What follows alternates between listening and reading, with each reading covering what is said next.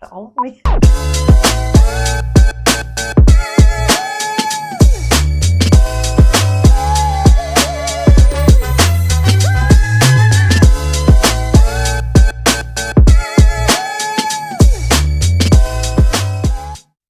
We're going to learn to make lemon drizzle cake.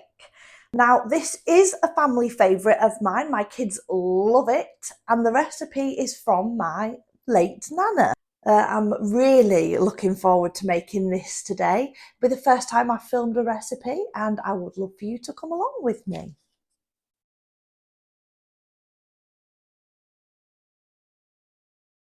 I do 1.5 times the recipe for a small loaf tin, or double for a large tin, and I often have a little bit left over, which I just make into muffins. So I've set up my stand mixer, which is a very important part of this process.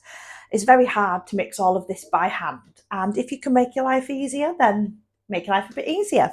So the ingredients stated that we're going to need are soft margarine.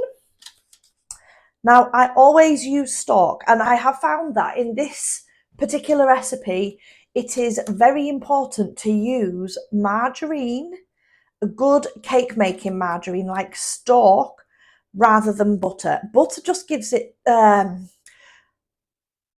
bit more of a claggy texture, and you might not know what that means. I can't think of another word to describe it, but if you're from Yorkshire, you will know what a claggy texture is. So we always use stock in this, and we need 4 ounces. By 4 ounces, I meant the recipe calls for 4 ounces, but we are going to use 6, 1.5 times.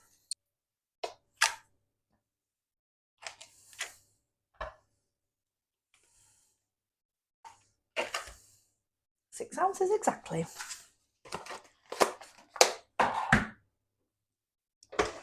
Now we're going to empty this into our mixer. It says 6 ounces of caster sugar in the recipe, so that will be 9 ounces of caster sugar for our recipe. Oh, where have I put the caster sugar? So now we're going to measure the caster sugar.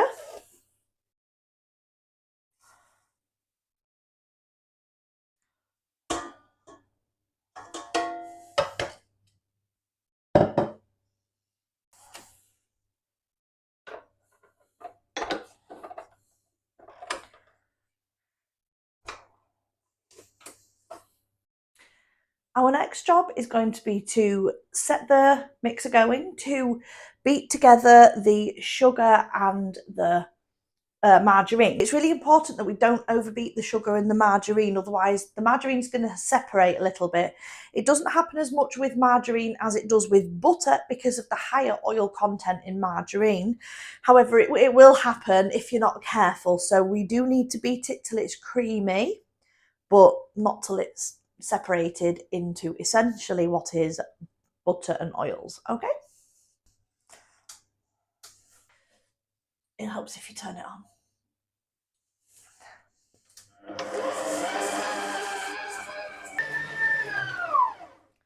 Now, sometimes I do find that I have to finish this off with a whisk or a beater in a bowl, because the paddles don't always seem to do the very best, do they? I'm sure every home baker has found that stand mixers, while they're great, they can't always get into everywhere that they should.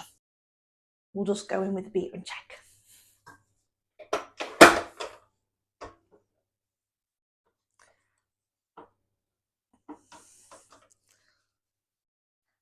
I think it could do with a bit longer.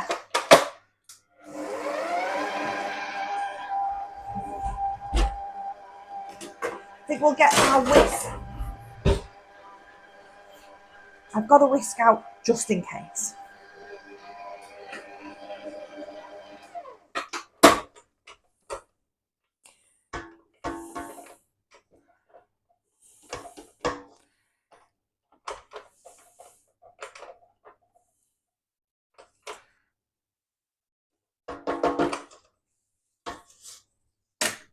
Right, so I'm actually going to give this a quick whisk just to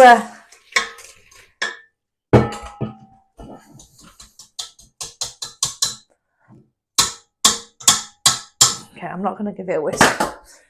I'm just going to give this a quick mix up with the beater just to make sure that it's creamed enough, because this is where the air gets in, you see. This is the part where the air goes in, and this is where we get the creaminess of the cake, and this is where we get the lightness of the cake. Otherwise it's going to end up really heavy. So I'm happy with that now. I'll put it back on the mixer while we measure the rest of our ingredients. So the next thing we need are 2 eggs. I keep my eggs on the counter, which is very controversial. I know some people like to keep them in the fridge. I keep them on the counter in my little vintage egg house. We got this from an antique centre, and we love her very dearly. So I will get my 2 eggs and I will beat them.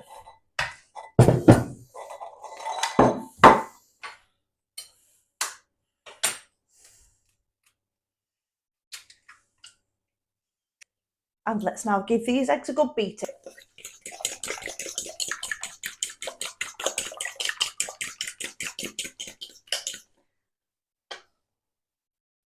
So I'm going to measure out the flour, and the recipe calls for 6 ounces of flour. But if you remember, we're actually doing 1.5, so we're going to use 9 ounces of flour.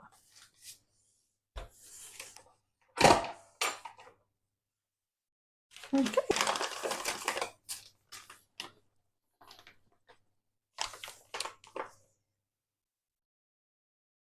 Okay, so now we have our beaten eggs and we have our flour. What we're going to do here, in order to stop the mixture splitting, is we're going to add a little egg, then a little flour, then a little egg, and then a little flour, and that is how we're going to get this to incorporate.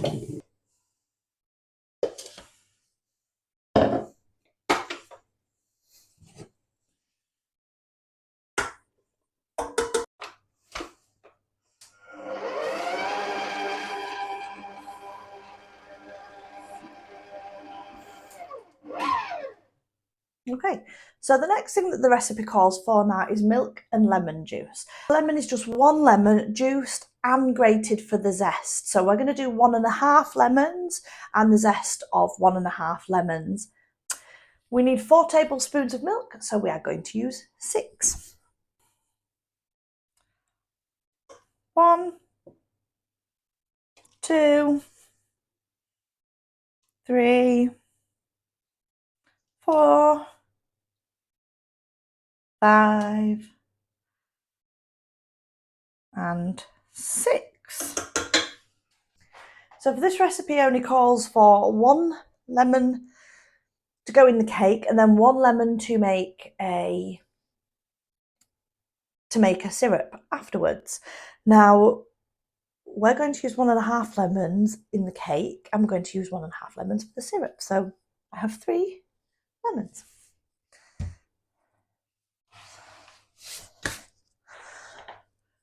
Now I have a vintage lemon juicer here. Now I very much love this one. It's so easy. You cut the lemon in half and you put it on top, you swirl it round, and it has these little prongs that keep the seeds from getting in, and then you can pour in the juice. It's really a great tool, and I couldn't be without it to make this recipe. So let's do the lemons.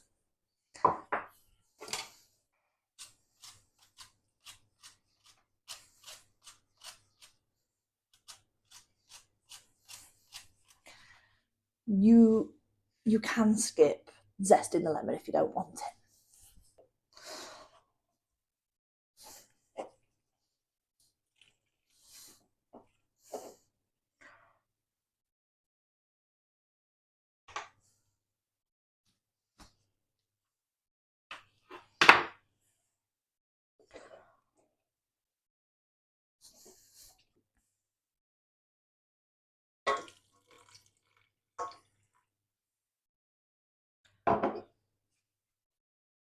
And now we're going to blend it again.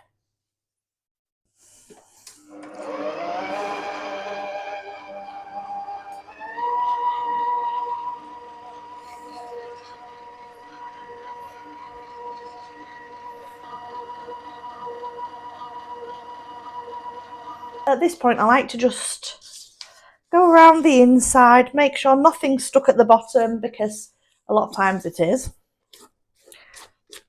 And I really want to keep all that goodness in there. It's so smooth and creamy, and I can smell the lemon from here. It's so nice. So it's a cake batter consistency. It's not thin. It's not so thick that it will hold its shape either.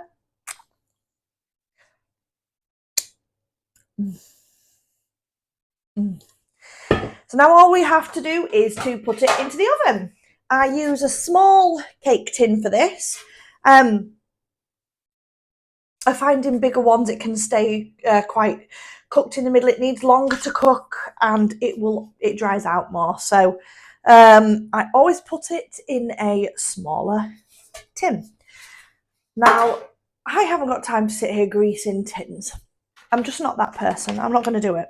So I always have a handy stash of loaf tin liners. So these are just very easy to do. Pop in and your tin is lined. Okay, so let's pour this into the mould. I'm into the tin.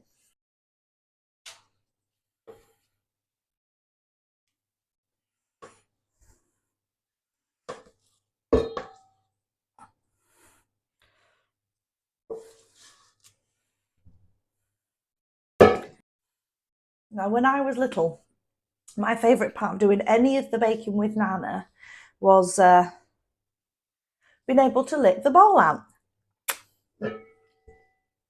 But however, this now falls to my children, although I have a sneaky bit. Now, I'll just call my sons. Tommy! I've got something for you! Better than washing up.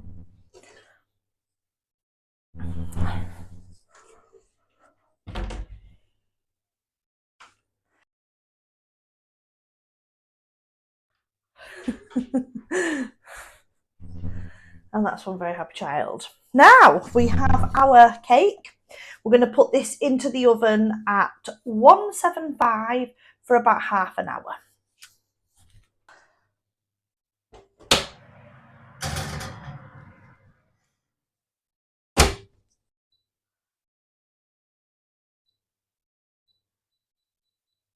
So now we've set the time for 30 minutes. We can make a cup of tea and have a relax. And when we come back, I'm going to show you how to make the syrup.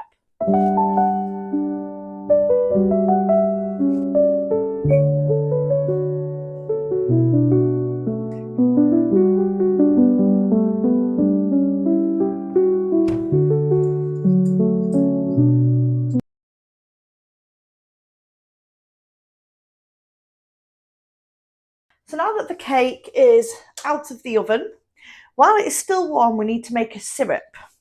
How we're going to make the syrup is with 6 tablespoons of lemon juice and 6 tablespoons of granulated sugar together.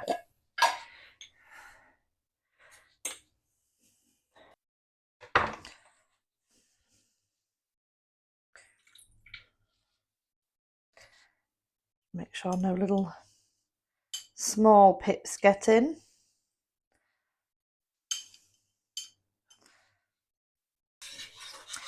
So we let the lemon juice and the sugar melt together.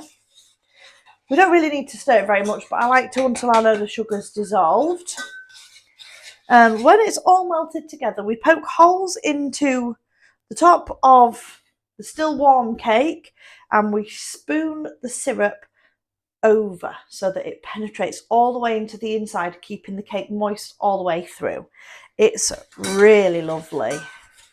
And once it's cooled down just a bit, we can have our first piece with a cup of tea.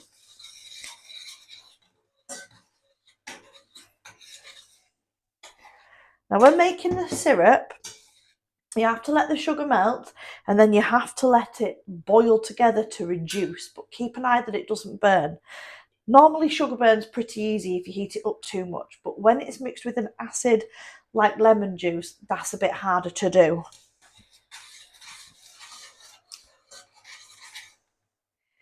Oftentimes, the more you stir it, the more you'll stop it from boiling. While the syrup is boiling, I'm going to poke millions of tiny little holes in the loaf with this. It's a jam thermometer, but it's absolutely perfect. When I do it, I tend to go all around the edge, and I try not to go all the way through. The reason is, if you're using a liner like I am and you go all the way through, then the syrup just goes all the way through and falls out the bottom, sticks to the liner and makes it difficult and just doesn't flavour the cake. So, there we go. I think it's just about ready.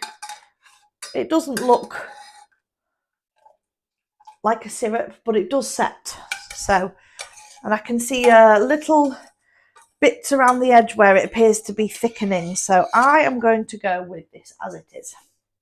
And I just very carefully spoon it so that I get some of this juice in all of the holes. Now, this amount of syrup is usually more than enough for one of these cakes. I think in the olden days, sorry Nana, they were very overzealous with the amount of syrup they used. But growing up, I never complained because it tastes lovely.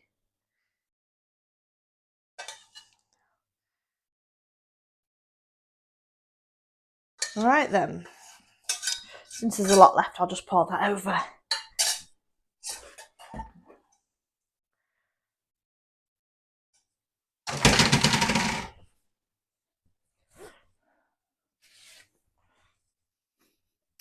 So here's what we look like with all the syrup on top, getting all the way through it. I wish you guys could have smell-o-vision. Oh, I cannot wait to have this with a really nice cup of tea. So this is how we make lemon drizzle cake. I have written the recipe down and put it in the comments if anyone wants to use it. And if you make it, please let me know. Send me a message. I'm over on Instagram at Heart and Homestead, spelled just the same as the channel name. Heart does not have an E in it. It's just Heart and Homestead. So if you send me any pictures or messages, and I'll feature them over there.